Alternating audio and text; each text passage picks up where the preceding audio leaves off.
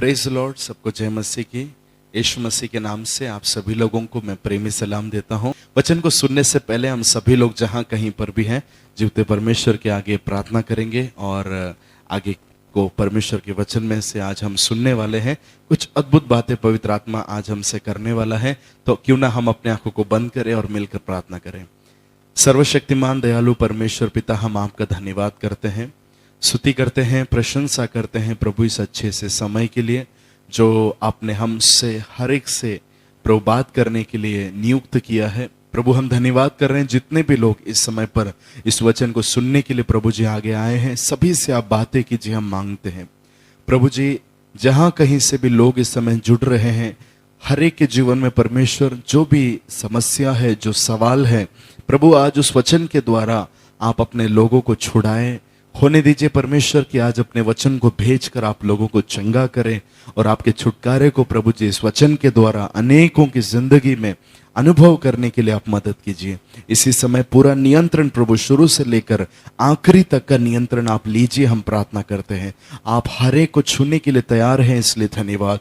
अनेकों को स्पर्श करने के लिए प्रभु आप तैयार हैं, इसलिए हम आपका धन्यवाद करते हैं। स्तुति, महिमा, प्रशंसा सब हम आपके हाथों में देते हैं।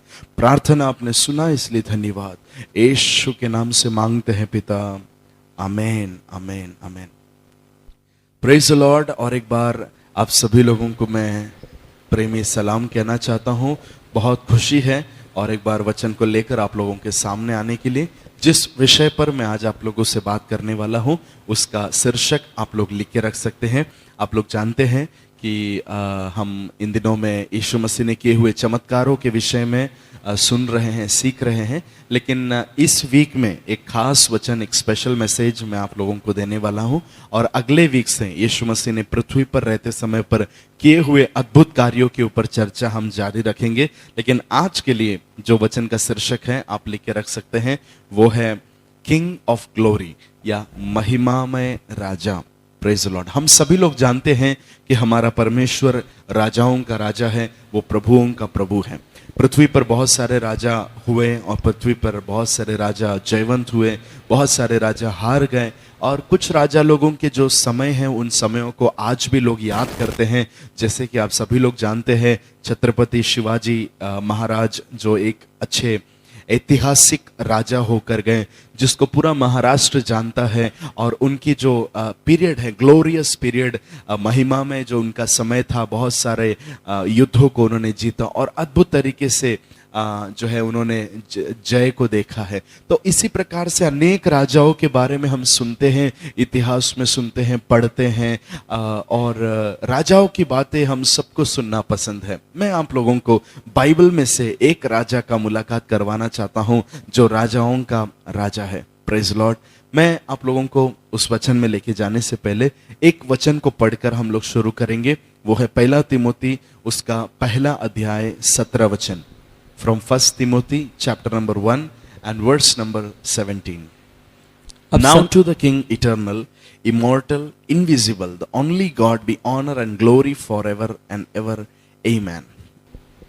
अब सनातन राजा अर्थात अविनाशी, अनदेखे, एकमात्र परमेश्वर का आदर और महिमा युगानुयुग होती रहे। आमेन। यहाँ पर लिखा हुआ है सनातन का राजा, अनंत काल का एक राजा जो अदृश्य है, जो इमॉर्टल है, यानी कि कभी मरने वाला नहीं है। एक ऐसे राजा के बारे में लिखा गया है जिसको आदर, महिमा और सम्मान हमेशा मिले। मैं आज आप लोगों को वचन में से बताना चाहता हूं परमेश्वर राजाओं का राजा क्यों है, क्यों, या फिर वो महिमा में राजा क्यों है। ऐसी कौन सी बात है जो हमारे प्रभु को राजा बनाती है? ऐसी कौन सी बात है जो हमारे परमेश्वर को हर राजाओं के ऊपर का राजा बनाती है? Let us look into the word. हम वचन में देखेंगे कि बाइबल का परमेश्वर राजाओं का राजा क्यों है। सबसे पहली बात, मैं आप लोगों को कुछ 7 बातें बताने वाला हूं। पूरी कोशिश करूंगा कि सारे बात को मैं कंप्लीट कर सकूं। एक एक करके आप लोग उसे लिख के रख सकते हैं। कौन सी बातें हैं जो हमारे परमेश्वर को महिमा में राजा बनाती है? नंबर 1, स्ट्रेंथ एंड माइट, सामर्थ और शक्ति। भजन संहिता उसका 24 अध्याय 7 से 8 अगर आप पढ़ेंगे तो वहां पर लिखा है, ancient doors be lifted up, the King of glory may come in. Who is the King of glory? The Lord strong and mighty, the Lord mighty in battle. यहां पर लिखा हुआ है उस अनंत में राजा, वो महिमा में राजा को आने के लिए फाटकों अपने सिर को ऊंचा करो ताकि ये महिमा में राजा अंदर प्रवेश कर सके। ये महिमा में राजा कौन है? जो सर्व शक्तिमान है, जो सर्व सामर्थी है। हाँ मेरे प्रियो, हमारा परमेश्वर सर्व शक्तिमान परमेश्वर है। इसलिए बाइबल में ये परमेश्वर पूछता है, मैं सारे प्राणियों का रचने वाला होकर, मैं सारे बातों के ऊपर परम अधिकारी होकर, क्या मेरे लिए कोई भी बात कठिन है? ऐसा एक सवाल ये राजा करता है। आज आपको मैं बताना चाहता हूं, ये प्रभु जब पृथ्वी पर उतर कर आया, उसके पास में सामर्थ था, उसके पास में शक्ति थी। उसी का जो रिजल्ट था, पृथ्वी पर यीशु मसीह ने बीमारों को चंगा करके दिखाया। यीशु मसीह ने आंधी तूफानों को अपने सामर्थ और अपने अधिकार के साथ में जब डांटा, राजा की आज्ञा को सभी लोग मानते हैं। मैं आपको बताना चाहता हूं, ये राजाओं के राजा की जो आज्ञा है, वो आंधी और तूफानों ने भी मान लिया था। वो लोग भी थम गए, वो लोग भी शांत हो गए, क्योंकि उनको पता था ये जो शांत होने का आदेश दे रहा है, ये हमारा अधिकारी परमेश्वर है, जो राजाओं का भी राजा है। क्योंकि ये सामर्थी परमेश्वर है, ये सामर्थी राजा है, इसलिए कोई भी काम ये सामर्थी राजा के लिए असंभव नहीं है। बाइबल का वचन कहता, जब 4 दिन के मरे हुए मुर्दे के सामने भी ये सामर्थी राजा ने जब जाकर बातें किया, वो मुर्दे भी कब्र में से बाहर निकल कर आ गए। मरे हुए डेड बॉडी के ऊपर जब इस महिमा में राजा ने, ये सामर्थी राजा ने जब हाथ को रखा, बाइबल का वचन कहता है मरे हुए मुर्दे, जवान मुर्दों की शरीर जो है उसमें जीवन आया और वो लोग जी उठे। हमारा परमेश्वर महिमा में राजा है। क्यों? क्योंकि सर्व सामर्थी और सर्व पराक्रमी है। आज जितनी भी गवाहियां हम यहां वहां सुनते हैं, ये सब कुछ यीशु मसीह राजा है और वो सामर्थी है, उसका एक प्रमाण है। मैं आपको बताना चाहता हूं, यीशु मसीह के ऊपर जब आप विश्वास करते हैं, यीशु मसीह आपके जीवन में राजा बनकर सामर्थ को प्रकट करने की वो शक्ति को रखता है। आज भी वो बदला नहीं है। आपको विश्वास करना है कि वो सामर्थी राजा है। नंबर टू है ग्रेट आर्मी। हमारा परमेश्वर महिमा में राजा क्यों है? उसका दूसरा कारण है कि हमारे परमेश्वर के पास में एक बड़ा सैन्य दल है, वो सेनाओं का यहोवा है। मैं आपको बताना चाहता हूं, पहला शमूएल उसका 17 अध्याय 45 में दाऊद जो है वो फिलिस्ती राजा गोलियत को देखकर कहता है, तू जवेलियन स्पीयर या फिर तू हथियारों को लेकर आया है, लेकिन मैं I come against you in the name of the Lord Almighty, the God of armies of Israel. Israel में जो सेनाओं का यहोवा है, उसका नाम लेकर मैं तेरे सामने आता हूं। एक छोटे से बच्चे दाऊद ने भी देखा कि हमारा परमेश्वर अकेले नहीं है, उसके साथ में एक बड़ा सैन्य है, उसके साथ में एक बड़ा सेना है। ऐसा सेना पृथ्वी पर पैदा हुआ किसी राजा के पास में नहीं था। हर राजा के पास में जो सेना था, वो सेना लिमिट थी, उस सेनाओं की गिनती हो सकती थी। लेकिन आपके और मेरा जो राजा है, जो राजाओं का राजा है, उस राजा के पास में जो सैन्य दल है, उसकी गिनती नहीं किया जा सकता। हमारा परमेश्वर यहोवा सिबाओत है, सेनाओं का यहोवा है। आपको विश्वास करना है, ये परमेश्वर के पास में हर लड़ाई के लिए भेजे जाने के लिए जिस प्रकार के सैन्य दल की जरूरत है, उस प्रकार का सैन्य दल हमारे परमेश्वर के पास में या इस राजा के पास में है। एक ही रात के अंदर 1,85,000 स्वर्गदूत लोग 85,000 सैन्य दल को गिरा देने के लिए एक रात के अंदर एक स्वर्गदूत को भेजकर इतने लाखों लोगों को हटाने के लिए परमेश्वर ने इस्तेमाल किया है। तो परमेश्वर के पास का एक राजा के पास में लाख से ऊपर लोगों को गिराने की शक्ति है। हमारा परमेश्वर सामर्थी राजा है और उसी के साथ में हमारा परमेश्वर के पास में ग्रेट आर्मी है, बड़ा सैन्य है। यही एक कारण, ये दूसरा कारण है जिसको लेकर मैं कहता हूं हमारा परमेश्वर राजाओं का राजा है। तीसरा आप लिख के रख सकते हैं ग्रेट विक्ट्रीज। अद्भुत प्रकार का जो जय है, विजय है, वो हमारे पास परमेश्वर के पास में है। हर राजा की जो बड़ाई है, उस राजा ने पृथ्वी पर रहते समय पर जितने युद्ध को जीता होता है, उस बात से जो है वो राजा की पहचान होती है, वो राजा की महिमा होती है। मैं आपको बताना चाहता हूं, हम एक ऐसे परमेश्वर, एक ऐसे राजा का संतान है जो राजा इतिहास में एक भी युद्ध नहीं हारा है। ऐसा कोई राजा नहीं है जो जीवन में कोई भी युद्ध ना हारा हो, लेकिन एक ही राजा है जिसने एक भी युद्ध नहीं हारा, और उसका नाम है यीशु मसीह, उसका नाम है यहोवा परमेश्वर, जो राजाओं का राजा है। फिरौन की सेना जब उसके सामने आ गई, गिर गई। हेरोद की सेना जब उसके सामने आ गई, गिर गई। शैतान का सबसे बड़ा जो दुश्मन है, वो राज्य भी जब यीशु के सामने खड़ा हो गया, बाइबल का वचन कहता है इस राजा ने क्रूस के ऊपर वो शैतान को भी हरा दिया। अल्टीमेट विक्ट्री जो है, ये परमेश्वर के पुत्र ने, यीशु ने, जो राजाओं का राजा है, उसने पृथ्वी पर रहते समय पर दिखाया। और आज भी वो कभी ना हारने वाला एक राजा बनकर, ऐसा एक राजा जिसके इतिहास को अगर हम पढ़ेंगे वचन में, तो हर जगह पर युद्ध को जीतने के बारे में लिखा गया है। आज ये राजा अगर आपकी जिंदगी में है, अगर आप में से कोई फेलियर में से होके जा रहा है, अगर आप अपने जीवन में अगर नाकामयाबी में से होके जा रहे हैं, आपको विश्वास करना है, ये राजा जो राजाओं का राजा है, जिसने अभी तक एक भी युद्ध को हारा नहीं है, वो आपके जीवन में भी जय की ध्वनि फूंक सकता है। जय की ध्वनि के लिए तुर ही हमारे परमेश्वर के पास में है। आपके जीवन में वो आपको जयवंत से बढ़कर लिए चल सकता है।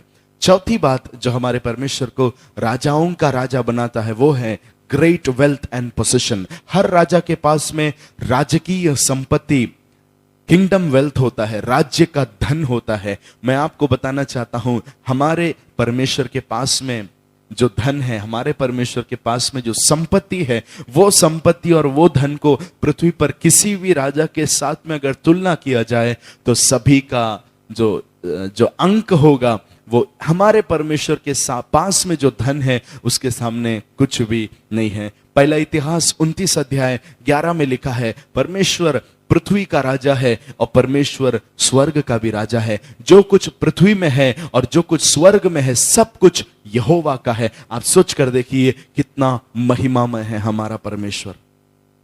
समुद्र के अंदर में ऐसे कितने सारे धन पड़े हुए हैं जो मनुष्य खोज रहे हैं लेकिन नहीं मिल पाता। ऐसे कितने सारे बैंक में लोगों के अमाउंट पड़े हुए हैं, कितने लोगों के लॉकर में पड़ा हुआ है। स्वर्ग का लॉकर में अगर धन जो रखा हुआ है, संपत्ति जो रखा हुआ है, अगर हम उसे गिनने की कोशिश करते हैं, मैं आपको बताना चाहता हूं उसे गिन नहीं सकते हैं। इसलिए बाइबल उसे अपरंपार ऐसा एक शब्द इस्तेमाल किया गया है। फ्लड गेट्स ऑफ हेवन कहा गया है। स्वर्ग के अंदर फ्लड गेट्स हैं, जिसको खोला जाए तो आपके और मेरे जीवन में किसी भी चीज की कमी नहीं हो सकती। ऐसे एक दौर में से परमेश्वर आपको और मुझे लेकर जाना चाहता है। क्यों? क्योंकि उस राजा के पास में सभी प्रकार का धन और सभी प्रकार की संपत्ति है। भजन 24 उसके 4 में लिखा है, जो कुछ समुद्र के अंदर है वो सब कुछ हमारे परमेश्वर का है। जो कुछ पृथ्वी में है वो सब कुछ हमारे परमेश्वर का है।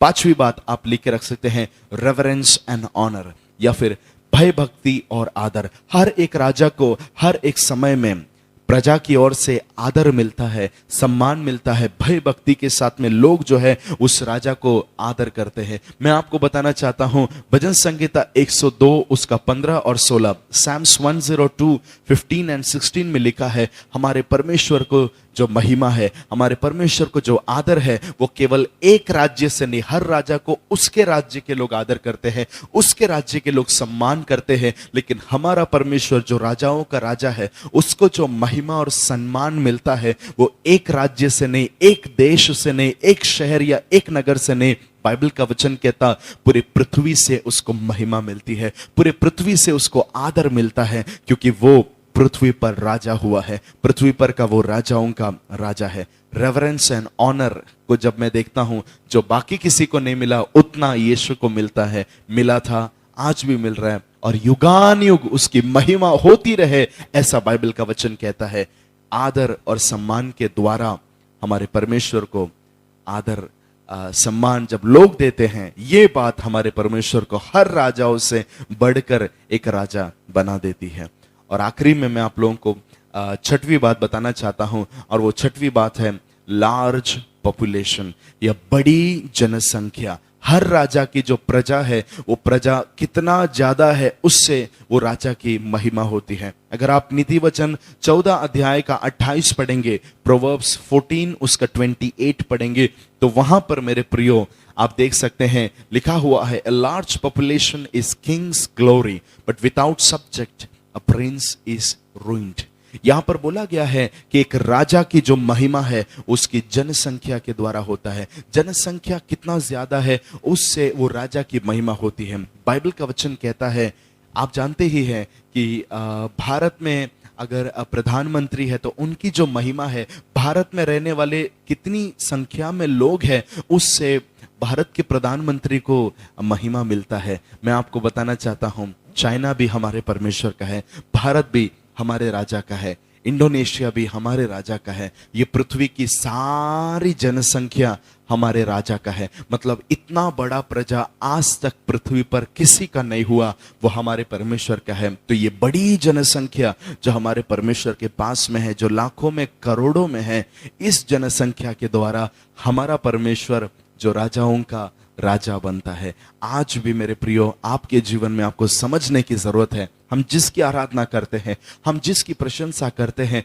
वो परमेश्वर एक छोटा राजा नहीं, वो महिमामय राजा है। आज भी वो अपने लोगों के लिए राजा बनकर बैठा है। वो पृथ्वी पर जब पैदा हुआ था, यीशु जब पृथ्वी पर पैदा हुआ, लिखा है कि पूर्व से कुछ लोग आए और उसे ढूंढकर आकर, वो लोग ये ढूंढकर आए थे कि राजा बेतलहम में कहीं तो दाऊद के नगर में पैदा हुआ है, ये बोलकर राजा को ढूंढकर वो लोग आते।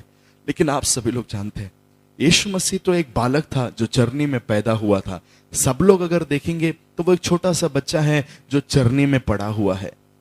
सब लोग देखेंगे तो एक असहाय, एक गरीब परिवार का एक बच्चा जो चरनी में पैदा हुआ। लेकिन पूर्व से जो लोग दंडवत करने के लिए आए थे, उन लोगों ने एक गरीब परिवार के बच्चे को ढूंढ कर नहीं आए थे, एक असहाय बच्चे को ढूंढ कर नहीं आए थे, लेकिन वो लोग एक राजा, यहूदियों के लिए एक राजा पैदा हुआ है बोलकर वो लोग चरने में आकर उस बच्चे यीशु के आगे, बालक यीशु के आगे, ये पूर्व से आए हुए लोग दंडवत करते हैं। मेरे प्रियो, मैं बताना चाहता हूं, हर एक राजा पृथ्वी पर कुछ करने के बाद में पैदा होता है। हर एक राजा पृथ्वी पर कुछ कार्य के द्वारा जो है वो राजा बनता है, या फिर उसका पिता अगर राजा है तो उसके संतान भी राजा बनते हैं। लेकिन एक ही राजा ऐसा है जो बॉर्न किंग है, जो पैदाई राजा है। यीशु मसीह को राजा बनाया नहीं गया, यीशु मसीह को राजा का पदवी नहीं दिया गया, लेकिन यीशु मसीह पैदा ही राजा हुआ।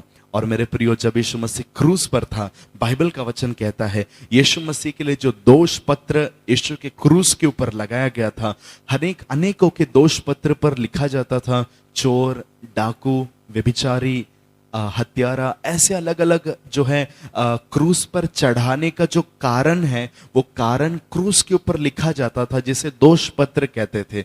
लेकिन यीशु को जब क्रूस पर चढ़ाया गया और दोष पत्र में क्या लिखा जाए विचार किया गया, तो लिखा गया कि वो यहूदियों का राजा है। मेरे प्रियो, वो पैदा हुआ राजा बनकर, वो मरते समय पर भी वो राजा था। और आज भी जब मैं इस वचन को आप लोगों को शेयर कर रहा हूं, वो पिता के दाहिनी ओर राजाओं का राजा बनकर, प्रभुओं का प्रभु बनकर बैठा हुआ है। बाइबल का वचन कहता है थोड़े ही समय के बाद में यीशु मसीह आने वाला है। और प्रकाशित वाक्य में यीशु मसीह के आगमन के बारे में जो बोला गया है, उसमें लिखा गया है एक राजाओं का राजा श्वेत घोड़े पर बैठकर पृथ्वी पर आ रहा है, पृथ्वी की ओर आ रहा है। मैं आपको बताना चाहता हूं, वो राजा था, वो राजा है, और आगे भी वो राजा रहेगा। अब अगर वो राजा है तो हम कौन है? उसके संतान हैं। बिल्ली के बच्चे हमेशा बिल्ली होते हैं, कुत्ते का बच्चा हमेशा कुत्ता होता है, राजा का बेटा भी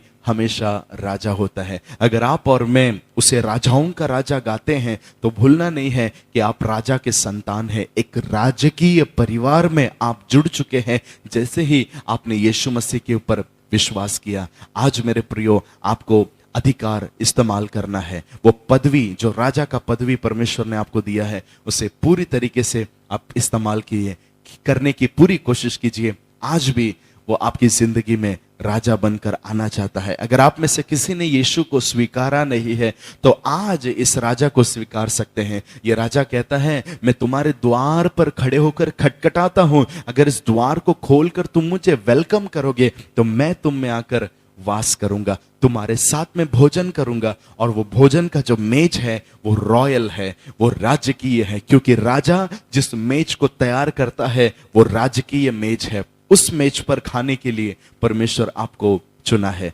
आपको बुलाया है। आपका कटोरा उमड़ रहा है, आपका कटोरा भर कर करुणा और भलाई, ये दो विषय से आपको परमेश्वर भरना चाहता है और एक उमड़ता हुआ अनुभव पवित्र आत्मा आपको देना चाहता है। इस समय हम मिलकर उस राजा को धन्यवाद करेंगे। अगर आपने अभी तक स्वीकारा नहीं है तो उस राजा को आपके जीवन में आप स्वीकार सकते हैं। आइए अपने आंखों को बंद करें और मिलकर हम प्रार्थना करें। दयालु परमेश्वर, हम आपका धन्यवाद करते हैं प्रभु, आज इस वचन के लिए धन्यवाद कि प्रभु आप राजाओं के राजा हैं और हम आपके संतान हैं। प्रभु इस अद्भुत पदवी के लिए धन्यवाद कर रहे हैं। आपके समान कोई भी नहीं है, आपके तुल्य कोई भी नहीं है। प्रभु जितने भी लोगों ने आज वचन को सुना है, सभी से आपने बातें किया, इसलिए धन्यवाद। ये वचन उनके हृदय में उतरने दीजिए और परमेश्वर को एक राजा के स्थान पर देखकर उससे बातें करने के लिए, राजा की संगति करने के लिए, राजा के आदेश को मानने के लिए, राजा का आज्ञा पालन करने के लिए और राजा के राज्य का एक हिस्सा बनकर राज्य के लिए काम करने के लिए, राज्य के लिए देने के लिए, राज्य के लिए खड़े रहने के लिए प्रभु सभी को आप मदद कीजिए। पिता, आपने ऐसा कर दिया, इसलिए धन्यवाद कर रहे हैं। बीमार लोग अगर इस समय हैं, आप चंगे हो सकते हैं। राजा आपको चंगा करना चाहता है। एक वचन काफी है, एक आदेश काफी है। इसी समय अपनी चंगाई को आप ले सकते हैं। यीशु के नाम से हर प्रकार की बीमारी चंगी हो जाए। Be healed in the name of Jesus. यीशु के नाम से प्रभु आपके लोगों को आप छू रहे हैं, इसलिए धन्यवाद।